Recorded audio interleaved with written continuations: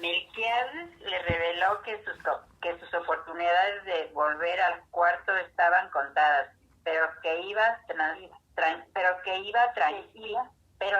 tranquilo a las praderas de la muerte definitiva, porque Aureliano tenía tiempo de aprender el sánscrito en los años que faltaban para que los pergaminos cumplieran un siglo y pudieran ser descifrados. Fue él quien le indicó que en el callejón que terminaba en el río y donde en los tiempos de la compañía bananera se adivinaba el porvenir y se interpretaban los sueños, un sabio catalán tenía una tienda de libros donde había un Sanskrit primer que sería devorado por las polillas. 6 años después, y él no se apresuraba a comprarlo. Por primera vez en su larga vida, Santa Sofía de la Piedad dejó traslucir un sentimiento, y era un sentimiento de estupor, cuando Aureliano le pidió que le llevara el libro que había de encontrar entre la Jerusalén libertada y los poemas de Milton en el extremo derecho del segundo renglón de los anaqueles. Como no sabía leer, se aprendió de memoria la párrafa y consiguió el dinero con la venta de uno de los 17 pescaditos de oro que quedaban en el taller y que solo ella y Aureliano sabían dónde los había puesto la noche en que los soldados registraron la casa. Aureliano avanzaba en los estudios del sánscrito, mientras Melquiades iba haciéndose cada vez menos asiduo y más lejano, esfumándose en la claridad radiante del mediodía. La última vez que Aureliano lo sintió era apenas una presencia invisible que muraba de muerto de fiebre en los médanos de Singapur. El cuarto se hizo entonces vulnerable al polvo, al calor, al comején, a las hormigas coloradas, a las polillas que habían de convertirse en acerrín, la sabiduría de los libros y los pergaminos. En la casa no faltaba que comer. Al día siguiente de la muerte de Aureliano II, uno de los amigos que habían llevado la corona con la inscripción irreverente le ofreció pagarle a Fernanda un dinero que le había quedado debiendo a su esposo. A partir de entonces, un mandadero llevaba todos los miércoles un canasto con cosas de comer que alcanzaban bien para una semana. Nadie supo nunca que aquellas vituallas las mandaba Petra Cotes con la idea de que la caridad continuada era una forma de humillar a quien la había humillado. Sin embargo, el rencor se le disipó mucho más pronto de lo que ella misma esperaba, y entonces siguió mandando la comida por orgullo y finalmente por compasión. Varias veces, cuando le faltaron ánimos para vender billetitos y la gente perdió el interés por las rifas, se quedó ella sin comer para que comiera Fernanda, y no dejó de cumplir el compromiso mientras no vio pasar su entierro. Para Santa Sofía de la Piedad, la reducción de los habitantes de la casa debía haber sido el descanso a que tenía derecho después de más de medio siglo de trabajo. Nunca se le había oído un lamento a aquella mujer, sigilosa, impenetrable, que sembró en la familia los gérmenes angélicos de Remedios la Bella y la misteriosa solemnidad de José Arcadio II, que consagró toda una vida de soledad y silencio a la crianza de unos niños que apenas recordaban que eran sus hijos y sus nietos, y que se ocupó de Aureliano como si hubiera salido de sus entrañas, sin saber que ella misma que era su bisabuela. Solo en una casa como aquella era concebible que hubiera dormido siempre en un petate que tendía en el piso del granero, entre el estrépito nocturno de las ratas y sin haberle contado a nadie que una noche la despertó. La pavorosa sensación de que alguien la estaba mirando en la oscuridad y era que una víbora se deslizaba por su vientre. Ella sabía que si se lo hubiera contado a Úrsula, lo hubiera puesto a dormir en su propia cama, pero eran los tiempos en que nadie se daba cuenta de nada mientras no se gritara en el corredor, porque los afanes de la panadería, los sobresaltos de la guerra, el cuidado de los niños no dejaban tiempo para pensar en la felicidad ajena. Petra Cotes, a quien nunca vio, era la única que se acordaba de ella. Estaba pendiente de que tuviera un buen par de zapatos para salir, de que nunca le faltara un traje, aún en los tiempos en que hacía milagros con el dinero de las rifas. Cuando Fernanda llegó a la casa, tuvo motivos para creer que era una sirvienta eternizada y que aunque varias veces oyó decir que era la madre de su esposo, aquello le resultaba tan increíble que más tardaba en saberlo que en olvidarlo. Santa Sofía de la Piedad no pareció molestarse nunca por aquella condición subalterna. Al contrario, se tenía la impresión de que le gustaba andar por los rincones, sin una tregua, sin un quejido, manteniendo ordenada y limpia la inmensa casa donde vivió desde la adolescencia y que particularmente en los tiempos de la compañía bananera parecía más un cuartel que un hogar. Pero cuando murió Úrsula, la dirigencia humanitaria de Santa Sofía de la Piedad, su tremenda capacidad de trabajo empezaron a quebrantarse. No era solamente que estuviera vieja y agotada, sino que la casa se precipitó de la noche a la mañana en una crisis de senilidad. Un musgo tierno se trepó por las paredes cuando ya no hubo un lugar pelado en los patios. La maleza rompió por debajo del cemento del corredor, lo resquebrajó como un cristal y salieron por las grietas las mismas florecitas amarillas que casi un siglo antes había encontrado Úrsula en el vaso donde estaba la dentadura postiza de Melquiades. Sin tiempo ni recursos para impedir los desafueros de la naturaleza, Santa Sofía de la Piedad se pasaba el día en los dormitorios espantando los lagartos que volverían a meterse por la noche. Una mañana vio que las hormigas coloradas abandonaron los cimientos socavados, atravesaron el jardín, subieron por el pasamanos donde las begonias habían adquirido un color de tierra y entraron hasta el fondo de la casa. Trató primero de matarlas con una escoba, luego con insecticida y por último con cal, pero al otro día estaban otra vez en el mismo lugar, pasando siempre tenaces e invencibles. Fernanda, escribiendo cartas a sus hijos, no se daba cuenta de la arremetida incontenible de la destrucción. Santa Sofía de la Piedad siguió luchando sola, peleando con la maleza para que no entrara en la cocina, arrancando de las paredes los borlones de telaraña que se reproducían en pocas horas, raspando el comején. Pero cuando vio que también el cuarto de Melquiades estaba telarañado y polvoriento, así lo barriera y sacudiera 3 veces al día y que a pesar de su furia limpiadora estaba amenazado por los escombros y el aire de miseria que solo el coronel Aureliano Buendía y el joven militar habían previsto, comprendió que estaba vencida. Entonces se puso el gastado traje dominical, unos viejos zapatos de Úrsula y un par de medias de algodón que le había regalado Amaranta Úrsula, e hizo un atadito con las 2 o 3 mudas que le quedaban. Me rindo, le dijo Aureliano. Esta es mucha casa para mis pobres huesos.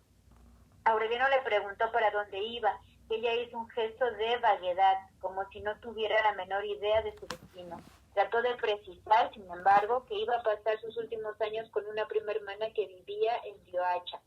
No era una explicación verosímil. Desde la muerte de sus padres no había tenido contacto con nadie en el pueblo, ni recibió cartas, ni recados, ni se le oyó hablar de pariente alguno. Aureliano le dio 14 pescaditos de oro porque ella estaba dispuesta a irse con lo único que tenía, 1 peso y 25 centavos. Desde la ventana del cuarto, él la vio atravesar el patio con un atadito de ropa, arrastrando los pies y arqueada por los años, y la vio meter la mano por un hueco del portón para poner la aldaba después de haber salido. Jamás se volvió a saber de ella. Cuando se enteró de la fuga, Fernanda despotricó un día entero, mientras revisaba baúles, cómodas y armarios, cosa por cosa, para convencerse de que Santa Sofía de la Piedad no se había alzado con nada. Se quemó los dedos tratando de prender un fogón por primera vez en la vida y tuvo que pedirle a Aureliano el favor de enseñarle a preparar el café. Con el tiempo fue él quien hizo los oficios de cocina. Al levantarse, Fernanda encontraba el desayuno servido y solo volvía a abandonar el dormitorio para coger la comida que Aureliano le dejaba tapada en rescoldo, y que ella llevaba a la mesa para comérsela en manteles de lino y entre candelabros, sentada en una cabecera solitaria al extremo del de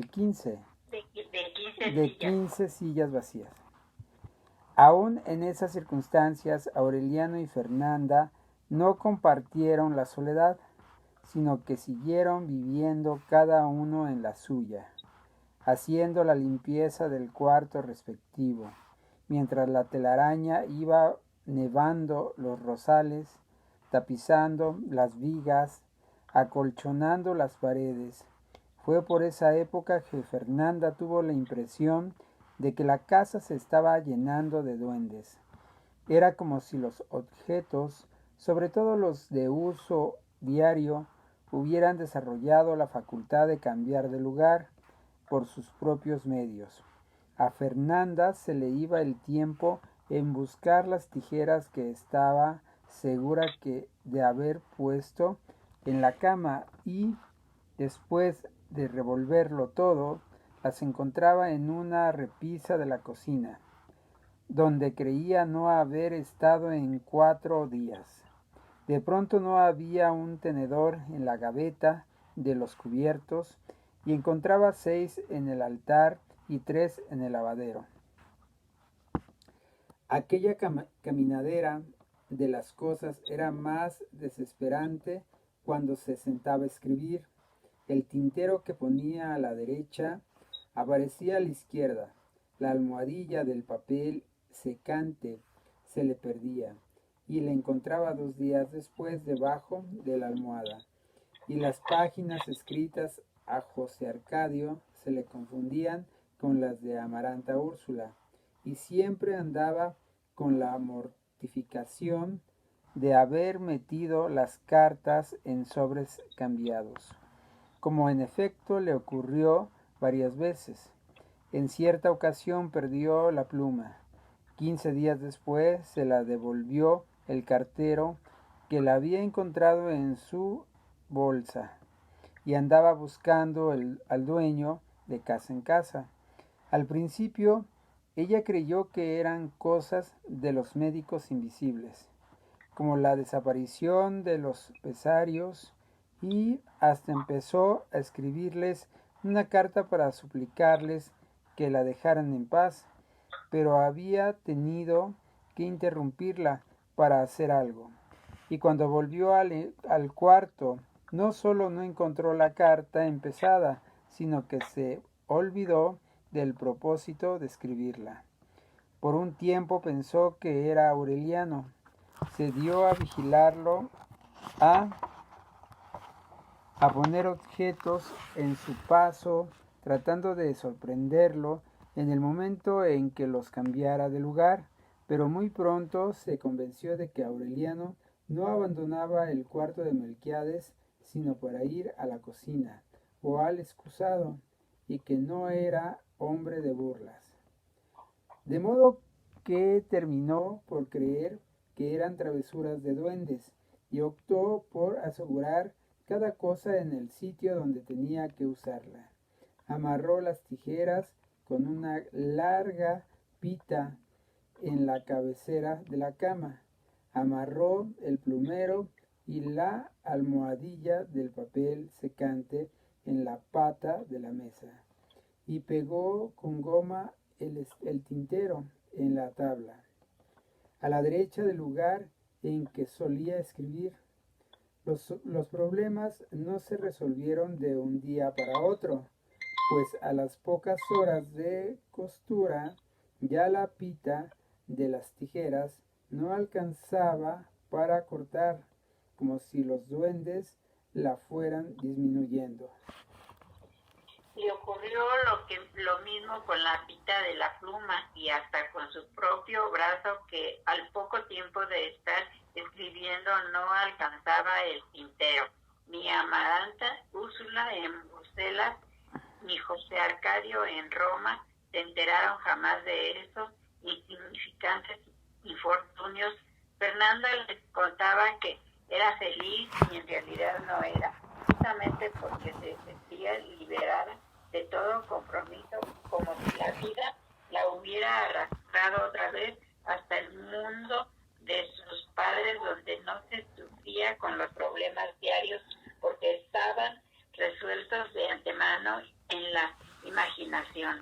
Aquella correspondencia interminable le hizo perder el sentido del tiempo, sobre todo después de que se fue Santa Sofía de la Piedad.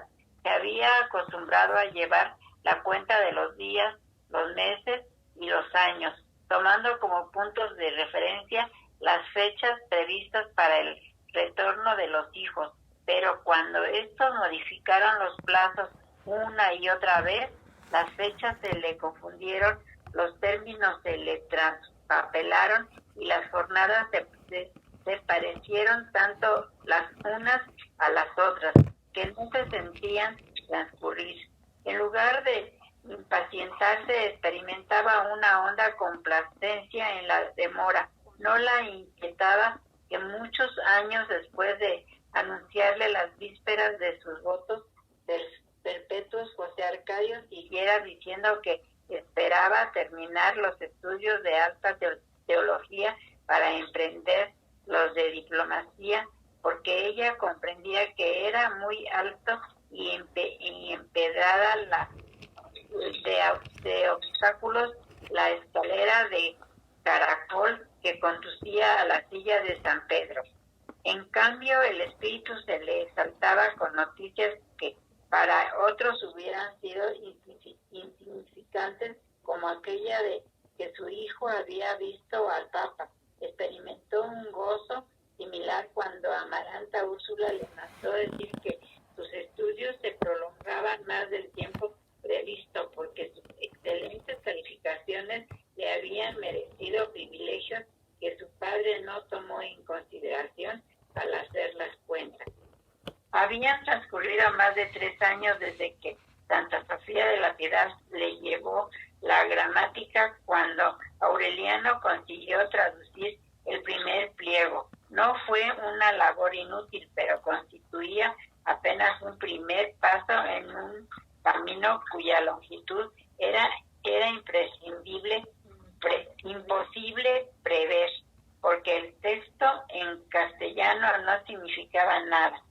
Eran versos cifrados. Aureliano carecía de elementos para establecer las claves que le permitieran desempeñarlos, pero como Melquiades le había dicho que en la tienda del sabio catalán estaban los libros que le harían falta para llegar al fondo de los pergaminos, decidió hablar con Fernanda para que le permitiera ir a buscarlos en el cuarto devorado por los escombros, cuya proliferación incontenible había terminado por derrotarlo. Pensaba en la forma más adecuada de formular la solicitud, se anticipaba a las circunstancias, calculaba la ocasión más adecuada, pero cuando encontraba a Fernanda retirando la comida del rescoldo, que era la única oportunidad para hablarle, la solicitud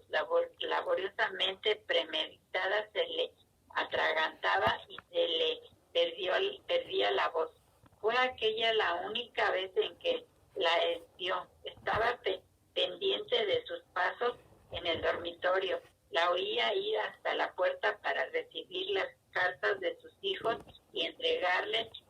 suyas al cartero y escuchaba hasta muy altas horas de la noche el trazo duro y apasionado de la pluma en el papel antes de oír el ruido del interruptor y el murmullo de las oraciones en la oscuridad. Solo entonces se dormía, confiando en que el día siguiente le daría la oportunidad esperada. Se ilusionó tanto con la idea de que el permiso no le sería negado que una mañana se cortó el cabello que ya le daba a los hombros. Se afeitó la barba enmarañada, se puso unos pantalones estrechos y una camisa de cuello postizo que no sabía de quién había heredado, y esperó en la cocina que Fernanda fuera a desayunar. No llegó la mujer de todos los días, la de la cabeza alzada y la andadura pétrea, sino una anciana de una hermosura sobrenatural, con una amarillenta capa de armiño, una corona de cartón dorado y la conducta lánguida de quien ha llorado en secreto. En realidad, desde que lo encontró en los baúles de Aureliano II, Fernanda se había puesto muchas veces el apolillado vestido de reina. Cualquiera que la hubiera visto frente al espejo, extasiada en sus propios ademanes monárquicos, habría podido pensar que estaba loca, pero no lo estaba. Simplemente había convertido los atuendos reales en una máquina de recordar. La primera vez que se los puso no pudo evitar que se le formara un nudo en el corazón y que los ojos se le llenaran de lágrimas, porque en aquel instante volvió a percibir el olor de betún de las botas del militar que fue a buscarla a su casa para hacerla reina, y el alma se le cristalizó con la nostalgia de los sueños perdidos. Se sintió tan vieja, tan acabada, tan distante de las mejores horas de su vida, que inclusive añoró las que recordaba como las peores. Y solo entonces descubrió cuánta falta hacían las ráfagas de orégano en el corredor y el vapor de los rosales al atardecer, y hasta la naturaleza bestial de los advenedizos. Su corazón de ceniza apelmazada, que había resistido sin quebrantos los golpes más certeros de la realidad cotidiana, se desmoronó a los primeros embates de la nostalgia. La necesidad de sentirse triste se le iba convirtiendo en un vicio a medida que la devastaban los años. Se humanizó en la soledad. Sin embargo, la mañana en que entró en la cocina y se encontró con una taza de café que le ofrecía un adolescente óseo y pálido, con un resplandor alucinado en los ojos, la desgarró el zarpazo del ridículo. No solo le negó el permiso, sino que desde entonces cargó las llaves de la casa en la bolsa donde guardaban los pesarios sin usar. Era una precaución inútil, porque de haberlo querido, Aureliano hubiera podido escapar y hasta volver a casa sin ser visto. Pero el prolongado cautiverio, la incertidumbre del mundo, el hábito de obedecer, habían resecado en su corazón las semillas de la rebeldía, de modo que volvió a su clausura, pasando y repasando los pergaminos y oyendo hasta muy avanzada la noche los sollozos de Fernanda en el dormitorio. Una mañana fue, como de costumbre, a prender el fogón y encontró en las cenizas apagadas la comida que había dejado para ella el día anterior. Entonces se asomó al dormitorio y la vio tendida en la cama, tapada con la capa de armiño, más bella que nunca y con la piel convertida en una cáscara de marfil. 4 meses después, cuando llegó José Arcadio, la encontró intacta. Era imposible concebir un hombre más parecido a su madre.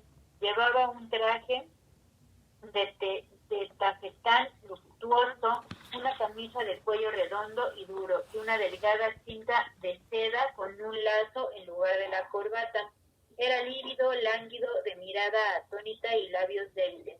El cabello negro, lustrado y liso, partido en el centro del cráneo por una línea recta y exangüe, tenía la misma apariencia postiza del pelo de los santos. La sombra de la barba bien destroncada en el rostro de parafina parecía un asunto de la conciencia.